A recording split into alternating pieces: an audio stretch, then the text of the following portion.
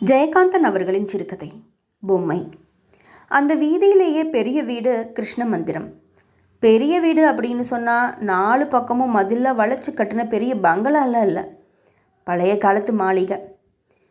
வீட்டுக்கு முன்னாடி சலவை கற்கள் பொதிக்கப்பட்ட திண்ணை ஒன்று இருக்கும். அந்த வீட்டு பெரியவரோட பேத்தி குழந்தை ராணி பிறக்கிறதுக்கு முன்னாடி அந்த திண்ணை கூட சுதந்திரமாக தான் இருந்தது. பேத்தி குழந்தை தவள ஆரம்பித்து ஒரு நாள் தவழ்ந்து கீழே வந்து விளையாடுறதுக்காக இறங்கிய போது அதை பார்த்துக்கிட்டு வண்டியிலிருந்து இறங்கி ஓடி வந்த பெரியவர் குழந்தையை எடுத்து கையில் வச்சுட்டு வேலைக்காரங்களை எல்லாத்தையும் திட்டி தீர்த்தார்.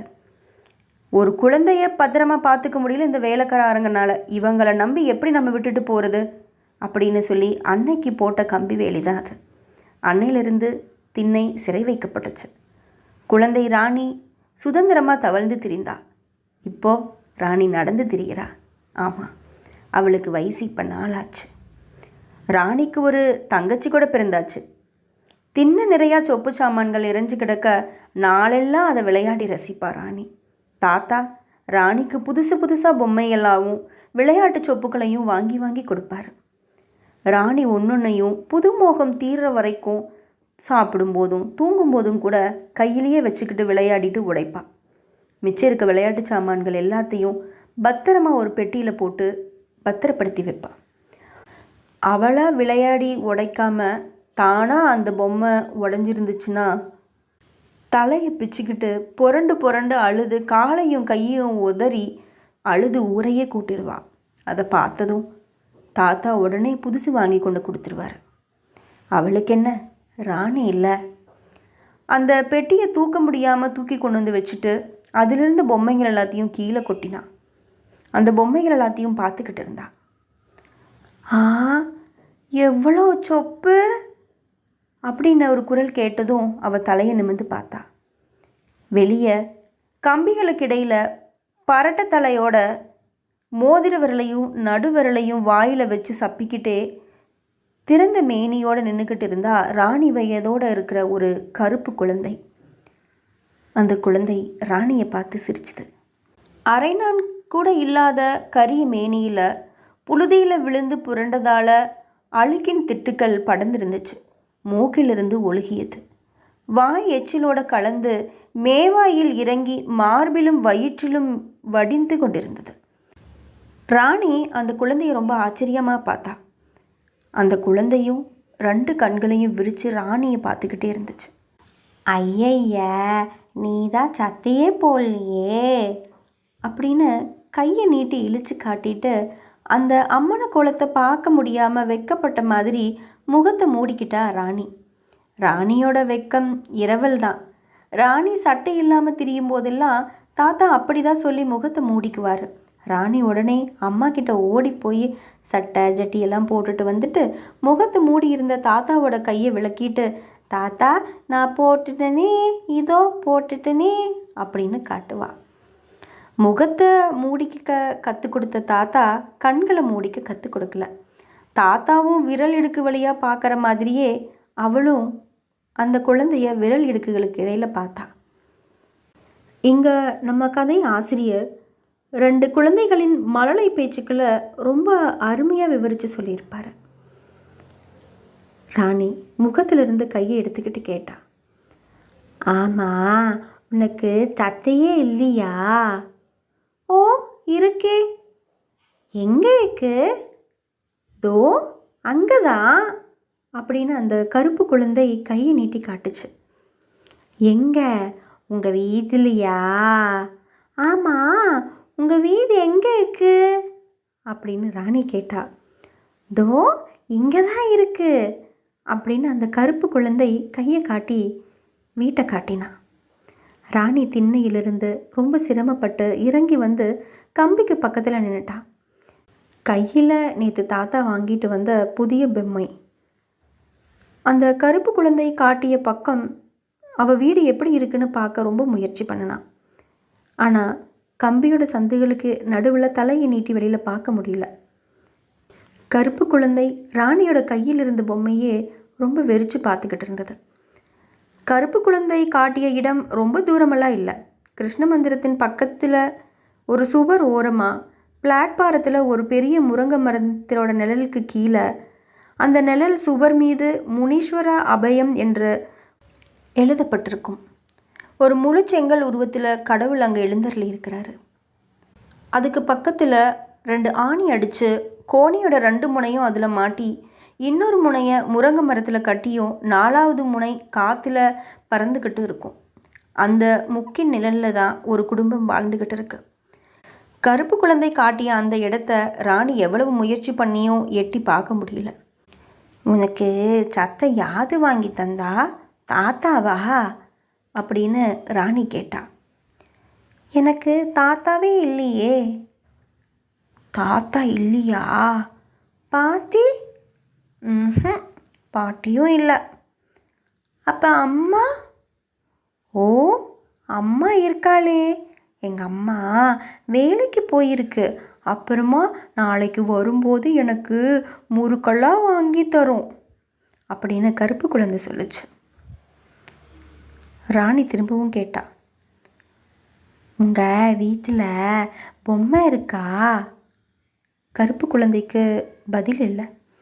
ராணியோட கையில் இருந்த பொம்மையே பார்த்துக்கிட்டு நின்றுட்டு இருந்தா. ஆனால் ராணி பதிலை எதிர்பார்க்காம கேள்வி கேட்டுக்கிட்டே இருந்தா. அவளுக்கு ஏதாவது கேள்வி கேட்டுக்கிட்டே இருக்கணும், பதில் வந்தாலும் வரலினாலும். அப்படி கேள்வி கேட்குறதுல அவளுக்கு ஒரு லைப்பு. அப்போ கப்பல் கப்பல் கப்பல் இருக்குல்ல, அது இருக்கா? கருப்பு குழந்தை தலையாட்டுச்சு. அந்த தலையாட்டலுக்கு இல்லை என்றும் கொள்ளலாம், இருக்கு என்றும் கொள்ளலாம். அதை எங்கே இவ கவனிச்சா? இவளுக்கு தான் கேள்வி கேட்குறது தானே வேலையே. எங்கேயோ பார்த்துக்கிட்டு கண்களை சொருகி சொருகி அப்படிங்கிற ஸ்ருதியோடையே அப்போதான் லயில் லயில் குச்சு குச்சு போகல ரயில், அது இருக்கா? காது காது வச்சுக்கியா? வண்டி இதுக்கா? அப்படின்னு கேட்டுக்கிட்டே இருந்தா ராணி. அவள் கேட்குறதுக்கெல்லாம் கருப்பு குழந்தை தலையாட்டிக்கிட்டே இருந்துச்சு. கருப்பு குழந்தைக்கு வீடு இருந்தால் தானே வீட்டில் என்னெல்லாம் இருக்குன்னு தெரியும். வீதியில் இருக்கிறது எல்லாமே வீட்டில் இருக்கிறதா தான் நினச்சது கருப்பு குழந்தை. வீதியே வீடாகிட்ட பிறகு அந்த கேள்வி கேட்கும் விளையாட்டில் அவங்க 2 பேர்த்துக்குமே சலிப்பு வந்துருச்சு. நான் போய் விளையாட போதேன் அப்படின்னு சொல்லிக்கிட்டே திண்ணை மேலே ஏறினா ராணி. உங்கள் வீட்டில் பொம்மை இருக்கா அப்படின்னு கடைசியாக மறுபடியும் ஒரு கேள்வி கேட்டு வச்சான். கருப்பு குழந்தை வழக்கம் போல் தலையாட்டுச்சு. திண்ணை மீது உட்காந்துக்கிட்டு ராணி தன்னுடைய பொம்மைகள் எல்லாத்தையும் வச்சு சலகு பார்த்து சட்டை போட்டான். சின்ன சட்டை எவ்வளவு அழகாக இருக்குது அப்படின்னு மகிழ்ச்சியான குரலில் ரொம்ப சத்தமாக சொன்னா கருப்பு குழந்தை. போ, நீ தான் அச்சது. பாப்பா கூட சத்தை போச்சுக்கா, பாத்தியா? பாப்பா தான் சம்மத்து, நான் ரொம்ப சம்மத்து. வானம் வரைக்கும் எல்லாமே சம்மத்து அப்படின்னு கையை அகலமாக விரிச்சுக்கிட்டு சொன்னா ராணி. இவ என்ன பேசுனான்னு கூட கருப்பு குழந்தைக்கு புரியலை. கருப்பு குழந்தைக்கு புரிஞ்சதெல்லாம் தனக்கு ஒரு பொம்மை வேணும், அதுக்கு சின்ன சட்டை போட்டு அழகு பார்த்து சிங்காரித்து மகிழணும், தானும் ஒரு சட்டை போட்டுக்கணும் அப்படிங்கிறது தான் அந்த கருப்பு குழந்தையோட மனசில் ஓடிக்கிட்டு இருந்துச்சு. உள்ளே இருந்து குழந்தை அலற சத்தம் கேட்டுச்சு. கருப்பு குழந்தை கால்களை உயர்த்தி எட்டி பார்த்தா. அங்கச்சி பாப்பா அழுதா. தங்கச்சி பாப்பாவுக்கு தலைக்கு ஊற்றுதா? உங்கள் வீட்டில் பாப்பா இருக்கா அப்படின்னு கையை தட்டிக்கிட்டு சிரிச்சா. எதை சொல்ல வந்தாலும் அதை தொடர்ந்து ஒரு கேள்வி கேட்டு முடிக்கிறது தான் ராணியோட பழக்கமே. எனக்கு தான் தம்பி இருக்கானே. ஓ, தம்பி பாப்பாவா? உங்கள் பாப்பாவை இங்கே எடுத்துட்டு வரியா? வீட்டோட உள்முற்றத்தில் குழந்தைக்கு தலைக்கு ஊற்றிக்கிட்டு இருந்த அதை பார்த்துக்கிட்டு இருந்த கருப்பு குழந்தைக்கு வழக்கம் போல் தலையாட்ட தான் தோணுச்சு. அப்போ ஒரு குரல், ஏ சவ்வாமே. குழந்தை தடாரென திரும்பி, இங்கே தாம்மா இருக்கேன் அப்படின்னு பதில் குரல் கொடுத்தா. ஏ குரங்கே, பாப்பாவை பார்த்துக்கின்னு இங்கேயே இருன்னு சொன்னால் எங்கடி தொலைஞ்சு போயிட்ட? அங்கே நின்றுக்கிட்டு இருக்க, நானும் வேலைக்கு போகணும்ல, வந்து கொட்டிக்க வா அப்படின்னு தாயோட குரல் கேட்டுச்சு. பொம்மை நல்லா இருக்கு, அம்மா கூப்பிடுது, நான் போய் பழசை குடிச்சிக்கிட்டு வரேன் அப்படின்னு சொல்லிட்டு தாயை நோக்கி ஓடினா சிவகாமி. ஆமாங்க, அந்த கருப்பு குழந்தையோட பேர் சிவகாமி. சிவகாமியோட தாயோட பேர் ரங்கம்மாள். அந்த தெருவோட மறுகோடியில் புதுசாக கட்டிக்கிட்டு இருக்கிற ஒரு வீட்டில் சித்தாள் கூலி வேலைக்கு போகிறா. வேற எங்காவது ரொம்ப தூரமாக போயிருந்தா மதிய சாப்பாட்டுக்கெல்லாம் வரமாட்டா. பக்கத்துலேயே இருக்கிறதுனால குழந்தையும் பார்த்துட்டு சாப்பிட்டு போகலான்னு வந்திருக்கா. அவளுடைய கை குழந்தை பிறந்ததிலிருந்தே ஒரே சீக்கு தான். கைப்பிள்ளை வயிற்றில் 6 மாதமாக இருக்கும்போதே அவனோட புருஷன் செத்து போயிட்டான். அந்த துயரத்திலிருந்து அவன் வெளியில் வர்றதுக்காகவே அந்த குழந்தை ஆண் குழந்தையாகவும் புருஷன் மாதிரியாகவும் இருந்துச்சு. அதில் அவளுக்கு அவ்வளோ சந்தோஷம். பிறந்து 8 மாதம் ஆகியும் குழந்தை சரியாக வளரல, நரம்பு தோலுமாக கிடந்துச்சு. டெய்லியும் காலையில் பக்கத்தில் இருக்கிற முனிசிபல் ஆஸ்பத்திரியில் மருந்து வாங்கி கொடுக்குறா. அதையும் குழந்தை குடிச்சிக்கிட்டு தான் இருக்குது. ரங்கம்மாவுக்கு கை குழந்தைன்னா தான் உசுறு. ஏன்னா அதுதான் ஆம்பளை பிள்ளையாம். சிவகாமி பொட்டச்சி தானேன்னு அலட்சியம். கை குழந்தை ஆம்பளை பிள்ளையாக இருந்தாலும் அது சிங்கமா. அவள் வளர்ந்ததுக்கப்புறம் சம்பாதிச்சு போட்டு பெத்தவளுக்கு கஞ்சி ஊற்றி பார்த்துக்குவானா. நோய் பிடிச்சு நரம்புந்தோலுமா இருந்தாலும் கூட அவளுக்கு அந்த குழந்தை தான் ரொம்ப பிடிக்கும், ரொம்ப ஒசத்தியும் கூட. ஆனால் 2 நாளாக கை குழந்தைக்கு காய்ச்சல் வேற. வழக்கம் போல் ஆஸ்பத்திரியில் மருந்து வாங்கி குழந்தைக்கு ஊற்றிட்டு பக்கத்தில் இருந்த குழந்தைங்களோட விளையாடிக்கிட்டு இருந்த சிவகாமியை கூப்பிட்டு வயிற்றுக்கு நீ தண்ணி வடித்து கொடுத்துட்டு, பாப்பாவை பார்த்துக்கடி, எங்கேயாவது போயிடாத அப்படின்னு காவலுக்கு வச்சுக்கிட்டு தான் போனா ரங்கம்மா. வரும்போது சிவகாமி அங்கே இல்லையேன்னு கோபம். இங்கே தாம்மா இருக்கேன் அப்படின்னு குரல் கேட்டதும் கோப குரலை மாற்றிக்கிட்டு, வாடி வந்து சாப்பிடு அப்படின்னு சொன்னா அவங்க அம்மா. அம்மா அம்மா அப்படின்னு கெஞ்சிக்கிட்டே வந்தா சிவகாமி. என்னாடி? எனக்கு சட்டை கொடுமா, சட்டை வேணுமா, வெக்கமாக இருக்குமா எனக்கு அப்படின்னு சொல்லிட்டு முழங்கால்களை கட்டிக்கிட்டு சாப்பிட உட்காந்தா சிவகாமி. எங்கே இருக்குடி சட்டை? இருக்குமா, எடுத்து கொடுமா. சட்டையும் இல்லை ஒன்றும் இல்லை, கம்மனடி. பொய்யே சொல்லாதம்மா, பெட்டிக்குள்ளே இருக்குல்ல அப்படின்னு சிரிச்சுக்கிட்டே தலையாட்டினா சிவகாமி. ஒரே ஒரு கிழிசல் சட்டை இருக்குது, அதையும் போட்டு புரண்டி அழுக்காக்கி விடாத. இல்லைம்மா, அழுக்கெல்லாம் ஆக்க மாட்டேம்மா, அப்படியே புதுசாக வச்சுக்குவேன். அம்மா அம்மா எடுத்துக்கூடம்மா அப்படின்னு கெஞ்சினா சிவகாமி. அங்கே அந்த வீட்டில் பாப்பா புது சட்டையெல்லாம் போட்டிருக்காமா. எம்மா அழகாக இருக்குது தெரியுமா அந்த பாப்பா. சரி சரி துண்ணு. அலுமினிய தட்டிலிருந்து பழைய சோத்தையும் ஊறுகாயும் தான் பிஞ்சு விரலால் அள்ளி அள்ளி சாப்பிட்டா அந்த குழந்தை. ரங்கம்மா பானையில் பருக்கைகளோடு கலந்திருந்த தண்ணியில் உப்பை போட்டு கலக்கி பானையோடு தூக்கி குடிச்சா. அம்மா அம்மா என்னாடி? எனக்கு ஒரு பொம்மை வாங்கி தரையாம்மா? தரேன் தரேன். எப்பம்மா வாங்கி தருவ? நாளைக்கு. அந்த பாப்பா நிறைய சொப்பு வச்சுருக்காமா அப்படின்னு பொம்மைகளை பற்றியும் சொப்புக்களை பற்றியும் சட்டைகளை பற்றியும் பேசிக்கிட்டே சாப்பிட்டா சிவகாமி. சாப்பிட்டு முடித்ததுக்கப்புறம் சுவரோரமாக வச்சுருந்த பெட்டியிலிருந்து அந்த கிழிந்த பழைய துணியை எடுத்து சிவகாமிக்கு போட்டுவிட்டா ரங்கம்மா. கவுனில் இடுப்புலையும் தோல்லையும் கிழிஞ்சும் கையில் கிழிஞ்ச இடத்துல தைச்சும் இருந்துச்சு. அதை பார்த்த உடனே சிவகாமிக்கு ஆனந்தம் தாங்க முடியல. ஐ ஐ ஜாலி ஜாலி அப்படின்னு குதிச்சா. கவுனில் இருந்து கிழிசலில் விரலை விட்டு பார்த்துக்கிட்டே, அம்மா அந்த பாப்பா புது சட்டெல்லாம் போட்டிருக்குமா அப்படின்னா. அவங்க பணக்காரங்கடி அப்படின்னு சொல்லிக்கிட்டே கவுனில் இருந்த பொத்தானை போட்டுக்கிட்டு இருந்தா ரங்கம்மா. அப்போ நம்மெல்லாம் ஏழைங்கடி.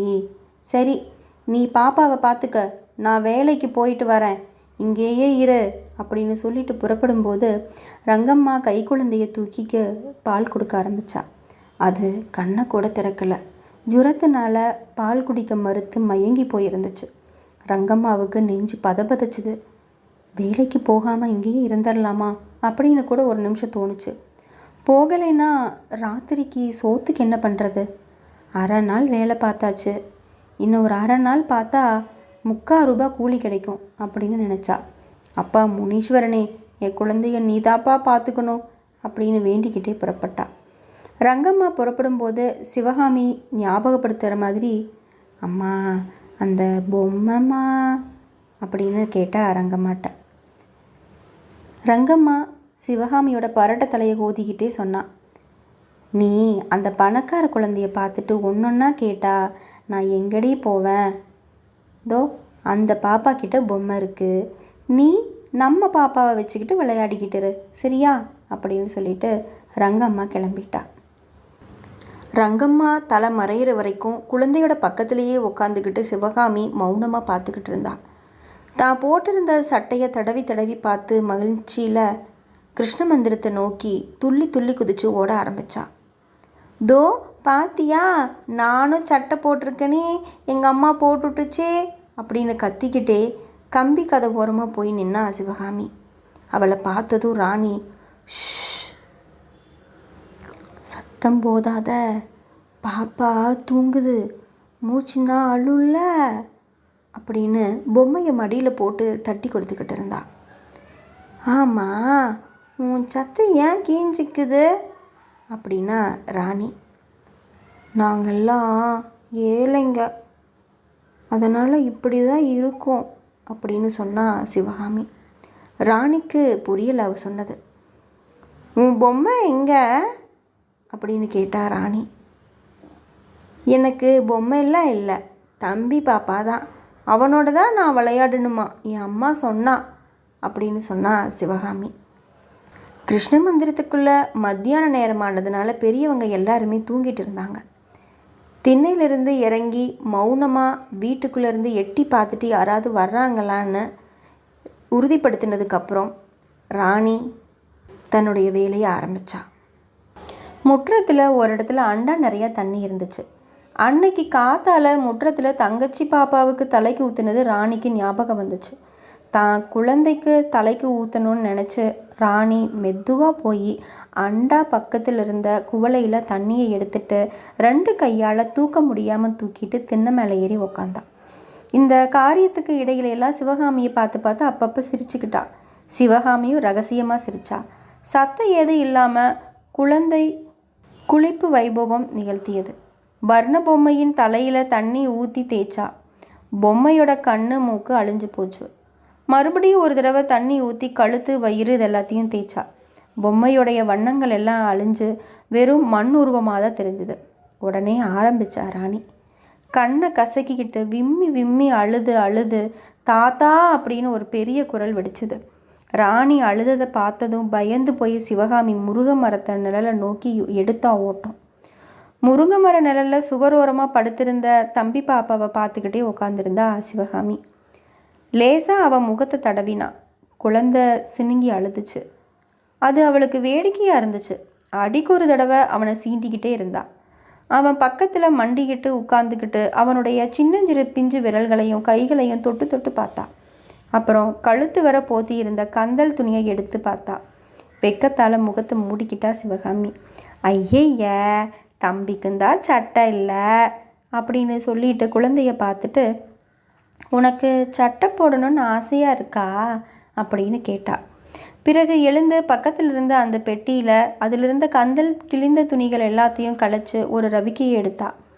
குழந்தைக்கு அருகே வந்து உக்காந்துக்கிட்டு போர்வையை எடுத்து விட்டுட்டு சட்டையை போடலான்னு குழந்தையை எடுத்தா.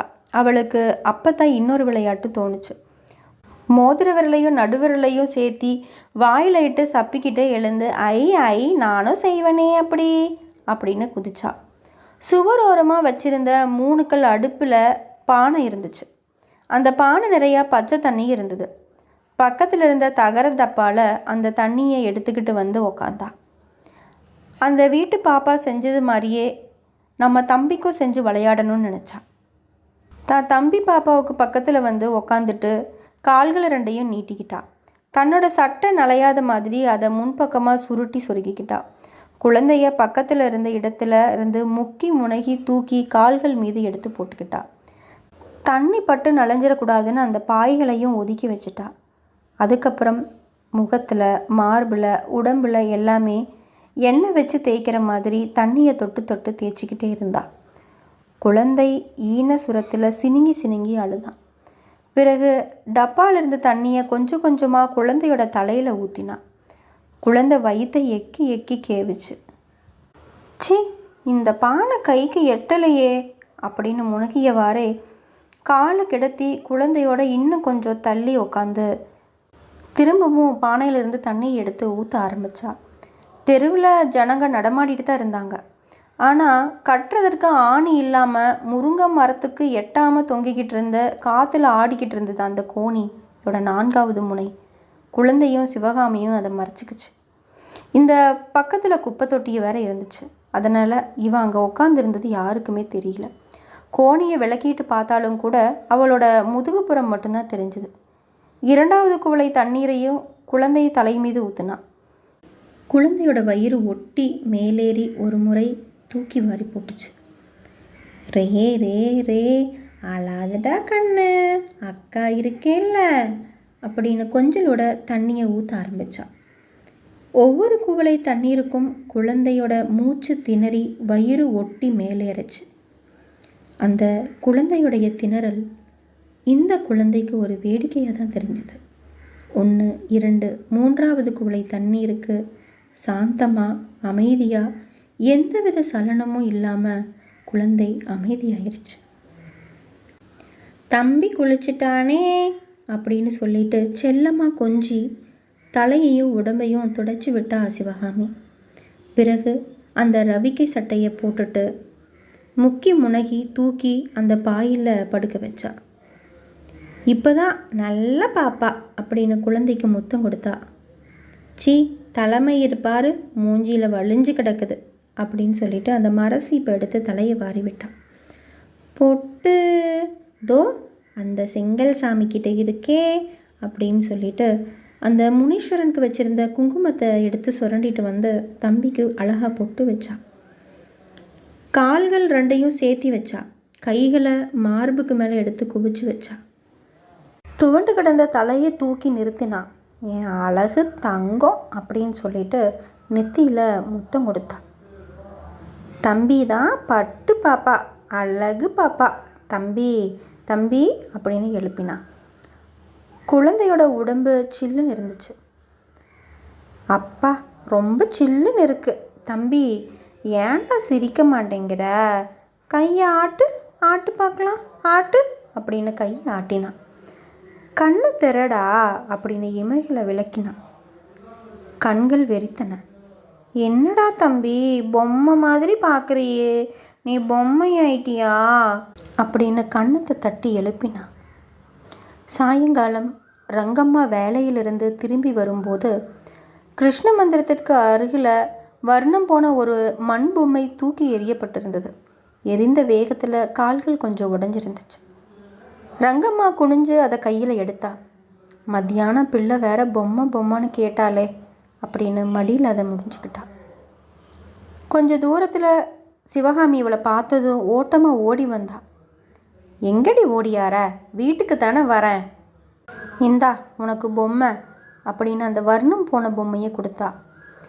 இதுதான் அந்த பாப்பாவோட பொம்மையாச்சே, உடஞ்சி போயிருச்சுமா அப்படின்னு சொல்லிக்கிட்டே, அம்மா நம்ம தம்பி பாப்பா இல்லை, தம்பி பாப்பா அவன் பொம்மையாயிட்டாம்மா, வந்து பாரேன்.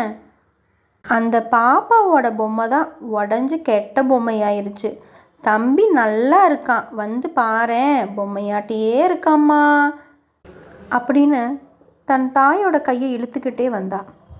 என்னடி சொல்கிற பாவி அப்படின்னு பதறி ஓடி வந்தா ரங்கம்மா.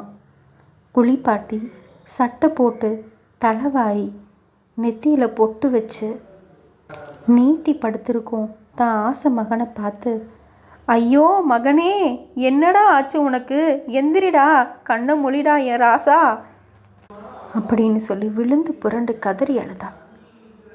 சிவகாமிக்கு ஒன்றுமே புரியலை. மோதிர விரலையும் நடு விரலையும் வாயில் இட்டு சப்பிக்கிட்டே ஒன்றுமே புரியாத மாதிரி நின்றுக்கிட்டு இருந்தா. கையில் ராணி குளிப்பாட்டி வர்ணம் போய் தூக்கி எறிஞ்ச வேகத்தில் உடைஞ்ச அந்த பொம்மை இருந்துச்சு. அம்மா எதுக்கு அழறான்னு சிவகாமிக்கு புரியலை. ஆனால் அவள் உதடுகள் அழுகையில் துடிக்குது. அவள் இப்போ அழ போகிறா. இப்படியாக கதை முடிவடைகிறது. நன்றிகள் பல.